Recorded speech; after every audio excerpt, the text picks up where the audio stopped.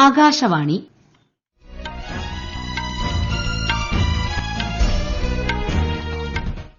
നമസ്കാരം. വാർത്തകൾ വായിക്കുന്നത് ആമിന നജുമ.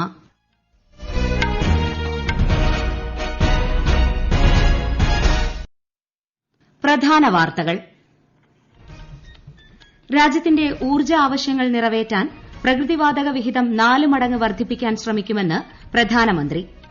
ജമ്മുകശ്മീരിൽ ജെയ്ഷെ മുഹമ്മദ് നടത്തിയ ഭീകരാക്രമണ ശ്രമത്തിൽ ഇന്ത്യ ശക്തമായ പ്രതിഷേധം പാകിസ്ഥാനെ അറിയിച്ചു. രാജ്യത്ത് കോവിഡ് പരിശോധനകളുടെ എണ്ണം 13 കോടി പിന്നിട്ടു. കേരളത്തിൽ ഇന്ന് 5772 പേർക്ക് കോവിഡ് സ്ഥിരീകരിച്ചു. 6719 പേർക്ക് രോഗമുക്തി. കേരളത്തിലെ 6 സർക്കാർ ആശുപത്രികൾക്ക് കൂടി ഗുണനിലവാര അംഗീകാരം. ചെന്നൈയിൽ 67,378 കോടി രൂപയുടെ കേന്ദ്ര വികസന പദ്ധതികൾക്ക് ആഭ്യന്തരമന്ത്രി അമിത്ഷാ തുടക്കം കുറിച്ചു. വാർത്തകൾ വിശദമായി. കാർബൺ ബഹിർഗമനം 30 മുതൽ 35% വരെ കുറയ്ക്കാൻ ഇന്ത്യ ലക്ഷ്യമിടുന്നതായി പ്രധാനമന്ത്രി നരേന്ദ്രമോദി. രാജ്യത്തിന്റെ ഊർജ്ജ ആവശ്യങ്ങൾ നിറവേറ്റുന്നതിന് പ്രകൃതിവാതക വിഹിതം 4 മടങ്ങ് വർദ്ധിപ്പിക്കാൻ ശ്രമിക്കുന്നതായും അദ്ദേഹം പറഞ്ഞു. കൂടുതൽ വിവരങ്ങളുമായി ലിൻസ സിറാജ്. മഹാമാരിക്കാലത്ത് ആഗോള ഊർജ്ജ മേഖലയിൽ വലിയ മാറ്റം ദൃശ്യമാണെന്നും ഇത് ഇന്ത്യൻ ഊർജ്ജ മേഖലയിൽ വളർച്ച, സംരംഭകത്വം, തൊഴിലവസരങ്ങൾ എന്നിവ സൃഷ്ടിക്കുമെന്നും പ്രധാനമന്ത്രി നരേന്ദ്രമോദി പറഞ്ഞു. ഗാന്ധിനഗറിലെ പണ്ഡിറ്റ് ദീൻദയാൽ പെട്രോളിയം സർവകലാശാലയുടെ 8ാമത് ബിരുദദാന ചടങ്ങ് വീഡിയോ കോൺഫറൻസിംഗിലൂടെ അഭിസംബോധന ചെയ്യുകയായിരുന്നു അദ്ദേഹം. ലോകത്തിന് ഇന്ത്യയുടെ മേൽ വലിയ പ്രതീക്ഷകളുണ്ടെന്നും എന്നാൽ ഇന്ത്യയുടെ പ്രതീക്ഷ യുവ വിദ്യാർത്ഥികളിലാണെന്നും അദ്ദേഹം അഭിപ്രായപ്പെട്ടു. പണ്ഡിറ്റ് ദീൻദയാൽ പെട്രോളിയം സർവകലാശാലയുടെ സാധ്യതകൾ പെട്രോളിയം മേഖലയിൽ നിന്നും ഊർജ്ജ മേഖലയിലേക്ക് വികസിപ്പിക്കണമെന്ന് അദ്ദേഹം ഗുജറാത്ത് ഗവൺമെന്റിനോട് ആവശ്യപ്പെട്ടു. ഇക്കാര്യത്തിൽ ആവശ്യമെങ്കിൽ നിയമ ഭേദഗതി വരുത്താനും അദ്ദേഹം നിർദ്ദേശിച്ചു. 2600ഓളം വിദ്യാർത്ഥികളാണ് ചടങ്ങിൽ ബിരുദ സർട്ടിഫിക്കറ്റ് സ്വീകരിച്ചത്. 40ഓളം ഗവേഷണ ബിരുദങ്ങളും സമ്മാനിച്ചു. ഗുജറാത്ത് മുഖ്യമന്ത്രി വിജയ് രൂപാണി, സർവകലാശാല board of governor's president Mukesh Ambani തുടങ്ങിയവർ ചടങ്ങിൽ സന്നിഹിതരായിരുന്നു. News desk Akashvani. എല്ലാ G20 രാജ്യങ്ങളും ആഗോളതാപനം 2 ഡിഗ്രി സെൽഷ്യസ് കുറയ്ക്കാൻ ശ്രമിക്കണമെന്ന പാരീസ് കരാർ പ്രകാരം പ്രസ്തുത ലക്ഷ്യത്തിനായി ശ്രമിക്കുന്ന ഏക രാജ്യം ഇന്ത്യയാണെന്ന് കേന്ദ്രമന്ത്രി പ്രകാശ് ജാവ്ദേക്കർ. കാലാവസ്ഥാ വ്യതിയാനത്തെ ചെറുക്കാനുള്ള ചർച്ചകൾ ഇന്ത്യയിൽ സജീവമാണെന്ന് അദ്ദേഹം ട്വിറ്ററിൽ കുറിച്ചു. 2100 ആകുമ്പോഴേക്കും ആഗോള താപനിലയിലെ വർധന 2 ഡിഗ്രി സെൽഷ്യസ് കുറയ്ക്കാനാണ് രാജ്യം യത്നിക്കുന്നതെന്നും അദ്ദേഹം വ്യക്തമാക്കി. ജമ്മുകശ്മീരിൽ ആക്രമണം നടത്താൻ ശ്രമിച്ച ജെയ്ഷെ മുഹമ്മദ് ഭീകര സംഘടനയുടെ നീക്കത്തിൽ ഇന്ത്യ ശക്തമായ പ്രതിഷേധം രേഖപ്പെടുത്തി. പാകിസ്ഥാൻ എംബസി ഉദ്യോഗസ്ഥനെ വിളിച്ചുവരുത്തിയാണ് കേന്ദ്ര വിദേശകാര്യ മന്ത്രാലയം ആക്രമണ ഉദ്യമത്തിൽ ഇന്ത്യയുടെ പ്രതിഷേധം അറിയിച്ചത്. പാകിസ്ഥാന്റെ പ്രദേശം ഭീകരാക്രമണങ്ങൾക്കായി അനുവദിക്കില്ല എന്ന അന്താരാഷ്ട്ര ഉടമ്പടി പാലിക്കണമെന്ന് ഇന്ത്യ വീണ്ടും ആവശ്യപ്പെട്ടു. ഭീകരാക്രമണത്തിനെതിരായ പോരാട്ടത്തിൽ ദേശീയ സുരക്ഷ ഉറപ്പുവരുത്തുന്നതിന് എല്ലാ നടപടികളും സ്വീകരിക്കാൻ ഇന്ത്യ പ്രതിജ്ഞാബദ്ധമാണെന്ന് വിദേശകാര്യ മന്ത്രാലയം പുറത്തിറക്കിയ പ്രസ്താവനയിൽ പറയുന്നു. ജമ്മുകശ്മീരിൽ പാകിസ്ഥാൻ നടത്തിയ വെടിവയ്പിൽ ഇന്ത്യൻ സൈനികന് വീരമൃത്യു. മറ്റൊരു സൈനികന് പരിക്കേറ്റു. ഹവിൽദാർ പാട്ടീൽ സംഗ്രാം ശിവജിയാണ് മരിച്ചത്. രജൌരി ജില്ലയിലെ നൌഷേരയിലാണ് സംഭവം. പരിക്കേറ്റ സൈനികനെ ആശുപത്രിയിലേക്ക് മാറ്റി. പാക് സൈന്യം ഇന്നലെ രാത്രി മുതൽ അതിർത്തി ലംഘിച്ച് ഇന്ത്യൻ പോസ്റ്റുകൾക്ക് നേരെ വെടിയുതിർക്കുകയായിരുന്നു. രാജ്യത്ത് കോവിഡ് പരിശോധനകളുടെ എണ്ണം 13 കോടി പിന്നിട്ടു. പ്രതിദിനം 10 ലക്ഷം പരിശോധനകൾ എന്ന നയം മുൻനിർത്തി ഇന്നലെ 10.66 ലക്ഷം സാമ്പിളുകളാണ് പരിശോധിച്ചത്. ഇതിന്റെ ഫലമായി രോഗസ്ഥിരീകരണ നിരക്ക് കുറയുന്ന പ്രവണത കണ്ടു തുടങ്ങി. ദേശീയ തലത്തിൽ ടെസ്റ്റ് പോസിറ്റിവിറ്റി നിരക്ക് നിലവിൽ 6.9%. യൂറോപ്യൻ രാജ്യങ്ങളിലും അമേരിക്കയിലും രോഗികളുടെ എണ്ണം വർദ്ധിക്കുന്ന സാഹചര്യത്തിൽ ഇന്ത്യയിലെ രോഗപ്രതിരോധ പ്രവർത്തനങ്ങൾ ഫലപ്രദമാണെന്ന സൂചനയാണ് നൽകുന്നത്.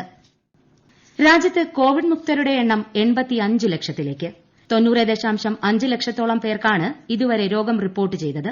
50,000-ഓളം പേർക്ക് കൂടി രോഗം ഭേദമായതോടെ രോഗമുക്തി നിരക്ക് 93.67%. 4.4 ലക്ഷത്തോളം പേരാണ് നിലവിൽ ചികിത്സയിലുള്ളത്. 1,32,726 പേരാണ് രാജ്യത്ത് ഇതുവരെ കോവിഡ് ബാധിച്ച് മരിച്ചത്. കേരളത്തിൽ ഇന്ന് 5,772 പേർക്ക് കോവിഡ്-19 സ്ഥിരീകരിച്ചതായി ആരോഗ്യവകുപ്പ് മന്ത്രി കെ ശൈലജ അറിയിച്ചു. 6,719 പേർ രോഗമുക്തി നേടി. കഴിഞ്ഞ 24 മണിക്കൂറിനിടെ 60,210 സാമ്പിളുകളാണ് പരിശോധിച്ചത്. 9.59 ടെസ്റ്റ് പോസിറ്റിവിറ്റി നിരക്ക്. 25 മരണങ്ങളാണ് ഇന്ന് കോവിഡ്-19 മൂലമാണെന്ന് സ്ഥിരീകരിച്ചത്. ഇതോടെ കേരളത്തിൽ ആകെ കോവിഡ് മരണം 2022 ലോകത്ത് കോവിഡ് ബാധിതരുടെ എണ്ണം 5 കോടി 80 ലക്ഷം പിന്നിട്ടു. 4 കോടിയിലേറെ പേർ രോഗമുക്തരായി. 13,80,000-ഓളം പേരാണ് മരിച്ചത്. നിലവിൽ 1,64,00,000-ഓളം പേരാണ് ചികിത്സയിലുള്ളത്. ഈ വാർത്തകൾ ആകാശവാണിയിൽ നിന്ന്. കൊറോണ ആശങ്കയല്ല, ജാഗ്രതയാണ് വേണ്ടത്. കേന്ദ്ര ആരോഗ്യ മന്ത്രാലയം പുറപ്പെടുവിക്കുന്ന നിർദ്ദേശങ്ങൾ. ജനങ്ങൾ കൂട്ടം കൂടുന്നത് ഒഴിവാക്കുക. ഇടയ്ക്കിടെ കൈകൾ സോപ്പും വെള്ളവും ഉപയോഗിച്ചോ സാനിറ്റൈസർ ഉപയോഗിച്ചോ വൃത്തിയാക്കുക. നിർബന്ധമായും മാസ്ക് ധരിക്കുക. പനിയോ ചുമയോ ശ്വാസതടസ്സമോ തുടരുന്ന സാഹചര്യത്തിൽ വൈദ്യസഹായം തേടുക. കൊറോണയെ സംബന്ധിച്ച വിവരങ്ങൾക്ക് ആരോഗ്യ മന്ത്രാലയത്തിന്റെ 1075-ലും ദിശയുടെ 1056-ലും ബന്ധപ്പെടാം. ചെന്നൈയിൽ 67,378 കോടി രൂപയുടെ നിരവധി അടിസ്ഥാന വികസന പ്രവർത്തന പദ്ധതികളുടെ ശിലാസ്ഥാപനം ആഭ്യന്തരമന്ത്രി അമിത്ഷാ നിർവഹിച്ചു. ചെന്നൈ മെട്രോ റെയിലിന്റെ രണ്ടാം ഘട്ടമാണ് പ്രധാന പദ്ധതി. 1,620 കോടി രൂപയുടെ അവിനാശി എലിവേറ്റഡ് റോഡ് പദ്ധതിയുടെ നിർമ്മാണ പ്രവർത്തനങ്ങളും വികസന പദ്ധതികളിൽ ഉൾപ്പെടുന്നു. എണ്ണൂരിലെ കാമരാജ് തുറമുഖ വികസന പദ്ധതി, ഇന്ത്യൻ ഓയിൽ കോർപ്പറേഷന്റെ പുതിയ ടെർമിനൽ, ചെന്നൈ നഗരത്തിൽ കുടിവെള്ളം എത്തിക്കുന്നതിന് തിരുവള്ളുവർ ജില്ലയിൽ ഒരു പുതിയ റിസർവോയർ എന്നിവയും ശ്രീ അമിത്ഷാ ഇന്ന് ഉദ്ഘാടനം ചെയ്തു. കേരളത്തിലെ 6 സർക്കാർ ആശുപത്രികൾക്ക് കൂടി ദേശീയ ഗുണനിലവാര അംഗീകാരം ലഭിച്ചതായി ആരോഗ്യവകുപ്പ് മന്ത്രി കെ ശൈലജ. കണ്ണൂർ മാട്ടൂൽ പ്രാഥമികാരോഗ്യ കേന്ദ്രം, കൊല്ലം ചാത്തന്നൂർ, കോഴിക്കോട് പനങ്ങാട്, കോട്ടയം വാഴൂർ, കണ്ണൂർ മുണ്ടേരി, മലപ്പുറം വഴിക്കടവ് എന്നിവിടങ്ങളിലെ കുടുംബാരോഗ്യ കേന്ദ്രങ്ങൾക്കാണ് ബഹുമതി ലഭിച്ചത്. രാജ്യത്തെ മികച്ച പ്രാഥമികാരോഗ്യ കേന്ദ്രങ്ങളിൽ ആദ്യത്തെ 12 സ്ഥാനവും കേരളം ഇപ്പോൾ നിലനിർത്തുകയാണ്. ISL ഫുട്ബോൾ ടൂർണമെന്റ് ഇന്ന് രണ്ടാം ദിനം. നോർത്ത് ഈസ്റ്റ് യുണൈറ്റഡും മുംബൈ സിറ്റി FCയും തമ്മിലുള്ള പോരാട്ടത്തിന് തുടക്കമായി. ഗോവയിലെ തിലക് മൈതാനിലാണ് മത്സരം നടക്കുന്നത്.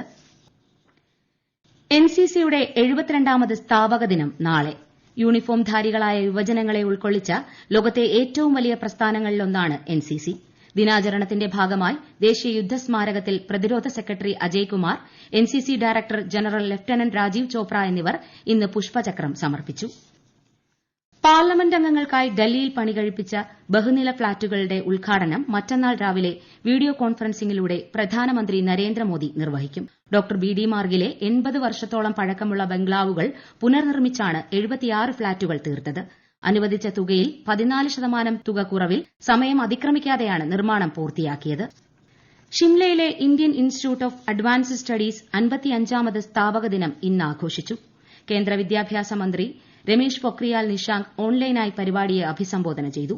ഇൻസ്റ്റിറ്റ്യൂട്ടിന്റെ മുന്നോട്ടുള്ള പ്രവർത്തനങ്ങളിൽ കേന്ദ്ര സർക്കാർ പൂർണ്ണ പിന്തുണ നൽകുമെന്ന് അദ്ദേഹം പറഞ്ഞു. ജമ്മു കശ്മീരിലെ ബന്ദിപ്പോര ജില്ലയിൽ വടക്കൻ കശ്മീർ മേഖലയുടെ ചുമതലയുള്ള DIG മുഹമ്മദ് സുലൈമാൻ ചൌധരി സന്ദർശനം നടത്തി. വരാനിരിക്കുന്ന തെരഞ്ഞെടുപ്പിന് മുന്നോടിയായുള്ള സുരക്ഷ വിലയിരുത്താനാണ് ഇദ്ദേഹം എത്തിയത്. തുടർന്ന് CRPFന്റെയും പോലീസിന്റെയും അവലോകന യോഗവും ചേർന്നു. 320 കോടി രൂപയുടെ 28 ഭക്ഷ്യസംസ്കരണ പദ്ധതികൾക്ക് ഗവൺമെന്റ് അനുമതി നൽകി. കേന്ദ്ര ഭക്ഷ്യസംസ്കരണ വ്യവസായ വകുപ്പിന്റെ 107 കോടി രൂപ ധനസഹായം ഉൾപ്പെടെയാണിത്. 10 സംസ്ഥാനങ്ങളിലായി വ്യാപിച്ചിരിക്കുന്ന പദ്ധതി 10,000-ഓളം തൊഴിലവസരങ്ങൾ സൃഷ്ടിക്കുമെന്നാണ് പ്രതീക്ഷിക്കുന്നത്. 28 പദ്ധതികളിലായി 1,237 മെട്രിക് ടൺ പ്രതിദിന ഭക്ഷ്യസംസ്കരണ ശേഷി കൈവരിക്കാനാകും. നാഗാലാൻഡിലെ കൊഹിമയിലെ സിവിൽ സെക്രട്ടേറിയറ്റ് കോംപ്ലക്സിൽ സന്ദർശകർക്ക് നിരോധനം ഏർപ്പെടുത്തി. കോവിഡ് വ്യാപനം രൂക്ഷമായ സാഹചര്യത്തിൽ പൊതുസുരക്ഷ കണക്കിലെടുത്താണ് നടപടിയെന്ന് ആഭ്യന്തര പ്രിൻസിപ്പൽ സെക്രട്ടറി R രാമകൃഷ്ണൻ പറഞ്ഞു. ഡൽഹിയിലെ കേന്ദ്ര ഗവൺമെന്റ് ആശുപത്രികളിൽ തീവ്രപരിചരണ രോഗികൾക്കായുള്ള കിടക്കകളുടെ എണ്ണം 205 വർദ്ധിപ്പിച്ചു. കേന്ദ്ര ആഭ്യന്തരമന്ത്രി അമിത്ഷായുടെ നേതൃത്വത്തിൽ ചേർന്ന യോഗത്തിലെ തീരുമാനത്തെ തുടർന്നാണ് നടപടി. പ്രധാന വാർത്തകൾ വീണ്ടും. രാജ്യത്തിന്റെ ഊർജ്ജ ആവശ്യങ്ങൾ നിറവേറ്റാൻ പ്രകൃതിവാതക വിഹിതം 4 മടങ്ങ് വർദ്ധിപ്പിക്കാൻ ശ്രമിക്കുമെന്ന് പ്രധാനമന്ത്രി. ജമ്മുകശ്മീരിൽ ജെയ്ഷെ മുഹമ്മദ് നടത്തിയ ഭീകരാക്രമണ ശ്രമത്തിൽ ഇന്ത്യ ശക്തമായ പ്രതിഷേധം പാകിസ്ഥാനെ അറിയിച്ചു.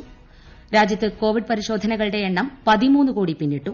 കേരളത്തിൽ ഇന്ന് 5,772 പേർക്ക് കോവിഡ് സ്ഥിരീകരിച്ചു. 6,719 പേർക്ക് രോഗമുക്തി. കേരളത്തിലെ 6 സർക്കാർ ആശുപത്രികൾക്ക് കൂടി ഗുണനിലവാര അംഗീകാരം. ചെന്നൈയിൽ 67,378 കോടി രൂപയുടെ കേന്ദ്ര വികസന പദ്ധതികൾക്ക് ആഭ്യന്തരമന്ത്രി അമിത്ഷാ തുടക്കം കുറിച്ചു. വാർത്തകൾ കഴിഞ്ഞു. ഞങ്ങളുടെ വാർത്തകളും വാർത്താ അധിഷ്ഠിത പരിപാടികളും all India radio news Thiruvananthapuram എന്ന യൂട്യൂബ് ചാനലിൽ ലഭ്യമാണ്. കൂടാതെ കൂടുതൽ വാർത്തകൾക്കായി @AllIndiaRadio News തിരുവനന്തപുരം എന്ന ഫേസ്ബുക്ക് പേജും @AARnews_TVM എന്ന ട്വിറ്റർ ഹാൻഡിലും സന്ദർശിക്കുക.